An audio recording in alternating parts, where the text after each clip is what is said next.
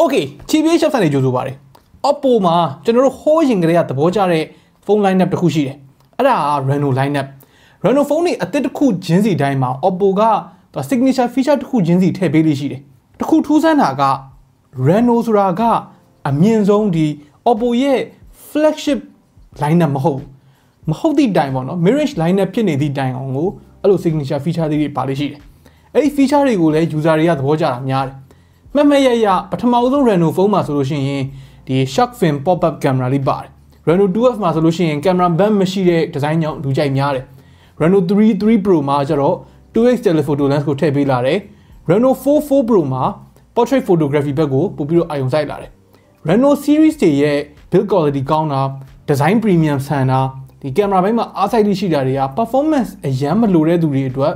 ရွေးချယ်ခြင်းစရာတစ်ခုဖြစ်နေတတ်တယ်ဆိုတော့အခုအသစ်ထွက်တဲ့Reno 8D မှာရောနောက်ထပ် signature feature အနေနဲ့ဘာတွေပါလာမလဲကျွန်တော်တို့ခဏစမ်းသုံးကြည့်ရသလောက်မှာဘယ်လိုနေလဲအဲ့ဒါကိုတစ်ချက်ကြည့်လိုက်အောင်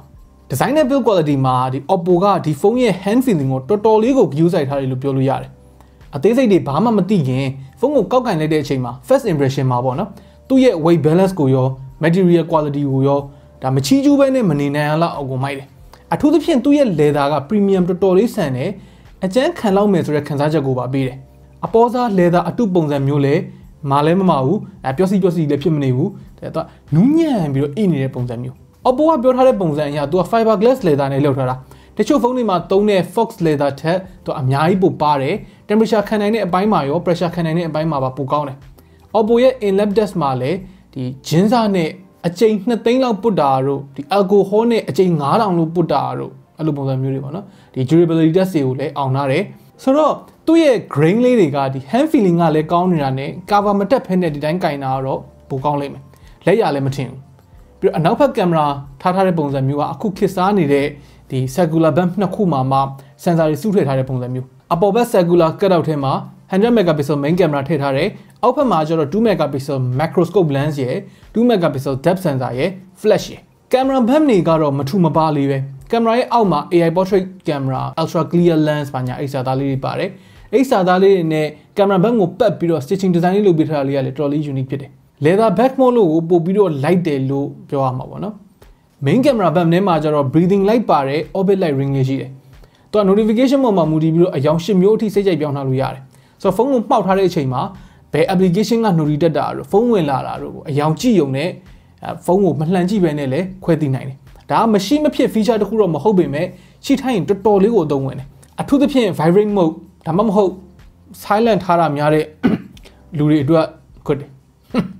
ဘေးပေါင်တွေကို sunset orange ဆိုလို့ရှိရင်ရွှေရောင် midnight black ဆိုလို့ရှိရင်အမဲရောင် match ဖြစ်နေအောင်လုပ်ပေးထားတာလေးကလည်းသဘောကျစရာပဲဒီဘေးပေါင်ရဲ့ material က stainless steel ကိုသုံးထားတာဆိုတော့ premium ဆန်တယ်လို့အကျန်းခံတဲ့လောက်လည်းခံတယ်သူက frame တွေကိုခုံးပေးထားတဲ့ curvature လေးကတော်တော်လေး smooth ဖြစ်တယ်ကန်ရတာတော်တော်လေးသောတာရှိတယ်ကျွန်တော်လိုမျိုး flat frame ကိုလက်စူးလို့မကြိုက်ဘူးဆိုတဲ့သူတွေနဲ့ကဒါတော်တော်ကြိုက်တယ်။တော့ button တွေကိုတော့မှပဲ frame နဲ့ color match ဖြစ်အောင်လုပ်ပေးထားတာလည်းသတိထားမိတယ်။ဒီ power button လိုနေရာမျိုးမှာအယောင်မတူတဲ့ accent လေးတွေကိုထည့်ပေးလို့ရပေမဲ့ OPPO က classy ဖြစ်တဲ့ပုံစံမျိုးကိုတွားချင်လို့ color match ဖြစ်တာကိုရွေးထားပုံရတယ်။ခလုတ်တွေကနှိပ်ရတာ clicky ဖြစ်တယ်။ power button နဲ့ volume up down တွေကိုတစ်ဖက်စီခွဲပေးထားတယ်။မပေါ်လုံးမလေးလုံးနည်းနည်းလေးပေါ်တယ်လို့ပြောလို့ရတဲ့183 gram ဆိုတဲ့အလေးချိန်ကိုမှတော့အပေါ်အောက် weight balance ဖြစ်နေတာလေးကကန်ရတာတော်တော်လေးအဆင်ပြေသေးတယ်။ 7.85mm ပဲထူတာကလည်း9000 mAh ဖုန်းတစ်လုံးအနေနဲ့ရ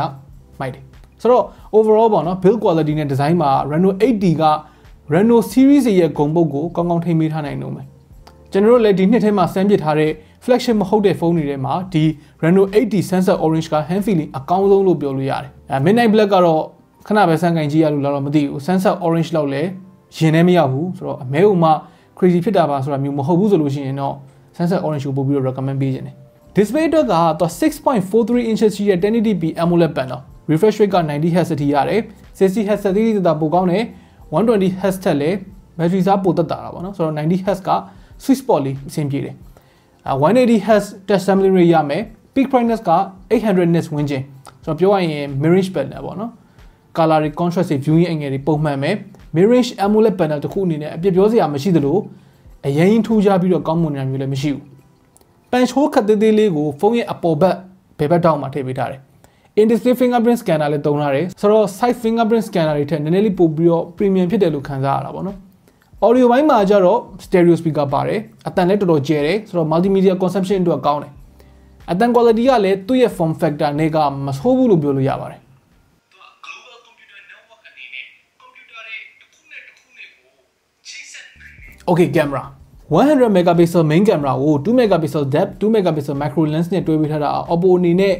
သူသွားချင်တဲ့ direction ကိုကိုယ်ကပြပြသိတယ်လို့တော့ပြောလို့ရတယ်ထဲ့လဲ quality ကောင်းမှမဟုတ်တဲ့ ultra wide lens တွေပါတယ်မထည့်ထားဘူး noise တွေအများကြီးဝင်ပြီးတော့ color consistent မဖြစ်မဲ့ telephoto ဘာညာအစား crop zoom မှာ quality တိတ်မကျသွားမဲ့100 megapixel main sensor ကိုသူအားကိုးထားတယ် Reno series ရဲ့ထုံးစံနိုင်မဲ့သူ portrait mode မှာအားစိုက်ဖို့အတွက်2 megapixel depth sensor လေးထည့်ပေးထားတယ်ပေါ့နော်ဆိုတော့ထွက်လာတဲ့ပုံစံတွေကဒီ portrait photography မှာရော landscape photography ရောအဆင်ပြေတယ်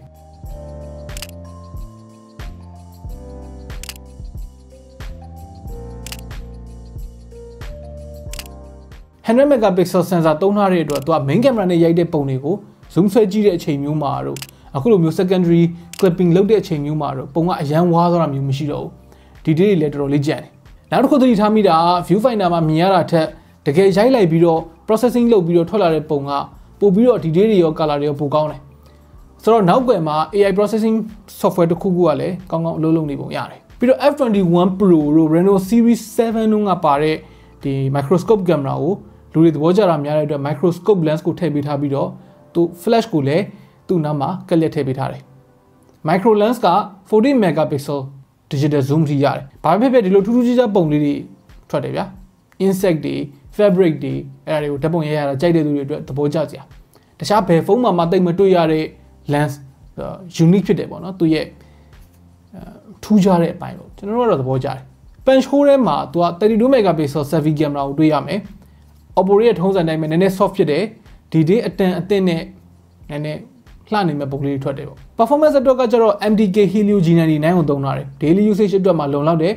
720G လောက်နဲ့သွားပြီးတော့ညီမျှတယ်သူ့ရဲ့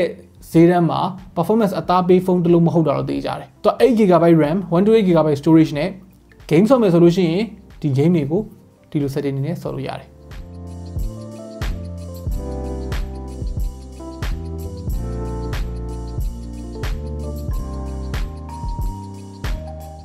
ဘက်ထရီက 9000 mAh ကိုမှသူက 33W fast charging နိုင်ယူအတွင်း50%ပြည့်တယ်0 to 100ဆိုလို့ရှိရင်82မိနစ်ကြာတယ်ဆိုတော့ Reno8 မှာ design build quality ကင်မရာဘိုင်းကအရင်ကထက်ပိုကောင်းလာတယ်လို့ခံစားရတယ်ကျန်တဲ့ဘိုင်းမှာလည်း Reno series ရဲ့အငွေ့သက်ကမပြောက်သွားဘူး additional feature တွေအနေနဲ့က microscope lens ထည့်ပေးထားတာကိုသဘောကျတယ်ရောင်စုံ breathing light ရတဲ့ orbit ring ကလည်း unique ဖြစ်တယ်ဈေးကတော့အခုဗီဒီယိုရိုက်နေတဲ့အချိန်မှာအတိအကျမသိရသေးဘူးသိရပြီဆိုလို့ရှိရင်တော့အောက်က comment တွေမှာဝင်ရေးပေးထားမယ် Okay ဆိုတော့ခင်ဗျားတို့ရောဒီ OPPO Reno8 series ကိုဘယ်လိုမြင်လဲအောက်က comment တွေမှာဝင်ရောက်ဆွေးနွေးညှိနှိုင်းလို့ရပါတယ် Okay နောက်နေ့မှတွေ့တာပေါ့